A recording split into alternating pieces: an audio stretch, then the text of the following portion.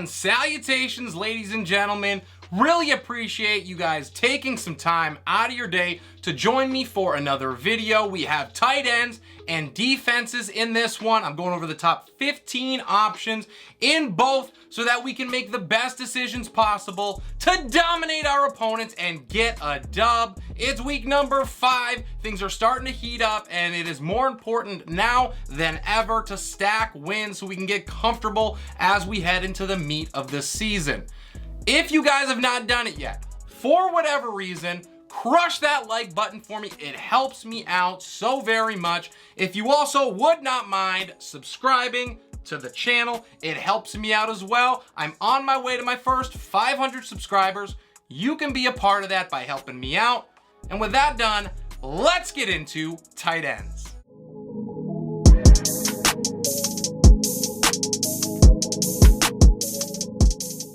Travis Kelce is at the top of tier number 1. He continues to destroy every defense in front of him. He's got a touchdown and a top 3 finish so far in 3 out of 4 tries. Mark Andrews is next. I anticipate a ton of scoring in this Cincinnati game. Andrews is going to rebound in a big way. Next tier, at number 3 is Darren Waller. He gets Kansas City. Vegas is going to have to go to the air a bunch to keep up with the Chiefs. Darren Waller is a smash play as usual, but he does have a little extra upside this week. Next to number 4, it is TJ Hawkinson, who just put up the best week that we will see from a tight end probably for the rest of the season. He went off for 179 yards. He had 2 scores. He also added a 2-point conversion in this one.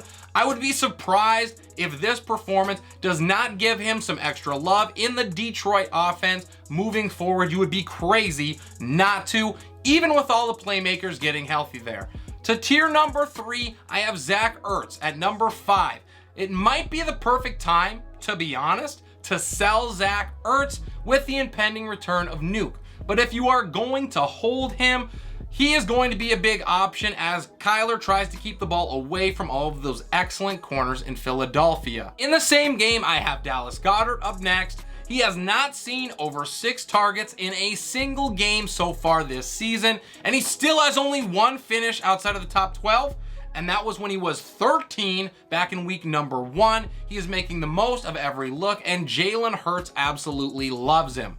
At number 7, it is Tyler Higbee. I'm not sure how many tight ends are going to get 14 targets in a game, but that is what Higbee had against San Francisco. He's basically the only other option besides Cooper Kupp in the passing game right now because Allen Robinson has disappeared.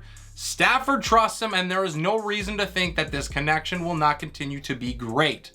Down to tier 4, George Kittle headlines it. The loss of Trent Williams has been absolutely brutal for Kittle's ability to produce. He has been a blocker far more often as the 49ers offensive line has been banged up. He has just 52 yards on 9 targets so far this year in the 2 games that he has played. Pat Freiermuth is number 9. He gets a matchup with Buffalo. He has 3 tight end 1 finishes already this season. He has been the brightest spot on a very dim Pittsburgh Steelers offense. And even better, he has been able to do that without relying on touchdowns, mostly because there aren't any available in Pittsburgh right now whatsoever.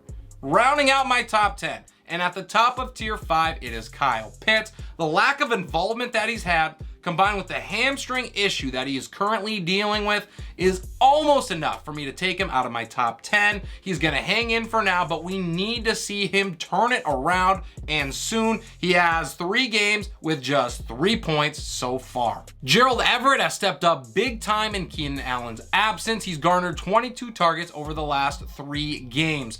With a return for Allen still questionable, he is a strong tight end 1 even in a bottom 6 matchup here.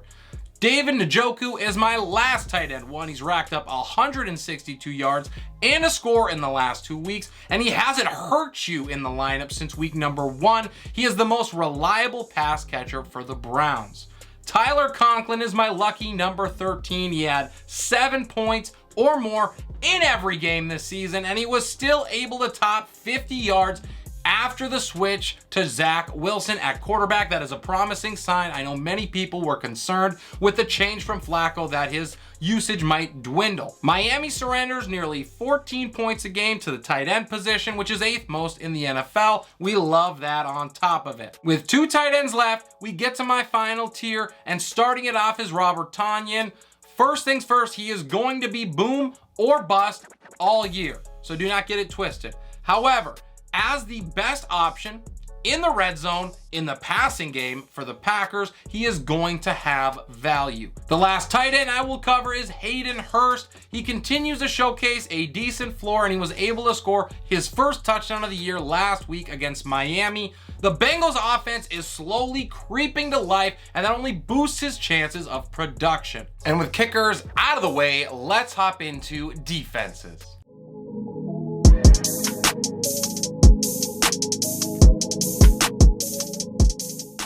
At the top, I have the Buffalo Bills. They get Pittsburgh against a rookie starting in his first game ever.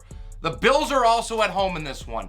Pickett threw 3 picks last week in relief work for Mitch Trubisky, so it is not going to be pretty for the black and yellow in this one.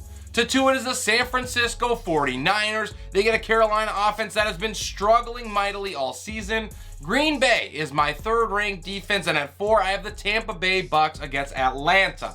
Rounding out my top 5, it is my waiver wire darling pickup of the week, the Jacksonville Jaguars. They get Houston. They have proved they are legit after hanging in against the Eagles last week, even after Trevor Lawrence had 5 turnovers. If you were able to pull them off of waivers, hold them for the next 3 weeks, they are going to be startable. At 6, it is my Minnesota Vikings. They have the Bears this week. Their offense has been putrid and will probably continue to be so for the foreseeable future.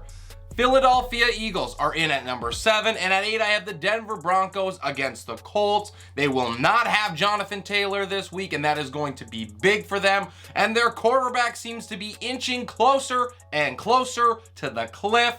I will take the Broncos to bounce back in a big way. At 9, I have the Miami Dolphins. They get the Jets, and rounding out my top 10 are the Dallas Cowboys. Their defense is rolling, and the Rams offense still has not been able to figure it out. Dallas is going to make it 3 straight finishes in the top 10. At 11 is the Tennessee Titans. They get Washington, and the Rams are my 12th ranked defense. At 13, I have the New Orleans Saints against Seattle. They have 6 sacks over the last 2 games, and even after that explosion on offense from the Hawks last week, I think New Orleans shuts them down in this game because they are a far superior defense.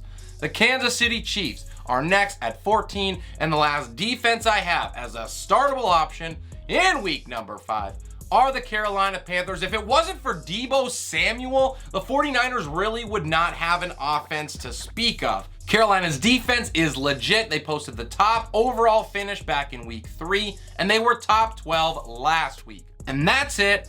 All I got for you guys for the video today. Really hope you guys enjoyed the content. Let me know now below what you think about my rankings. Like them, dislike them, whatever. The engagement is one of the biggest reasons I do these videos. Crush that like button for me, and do not forget to subscribe to the channel as well.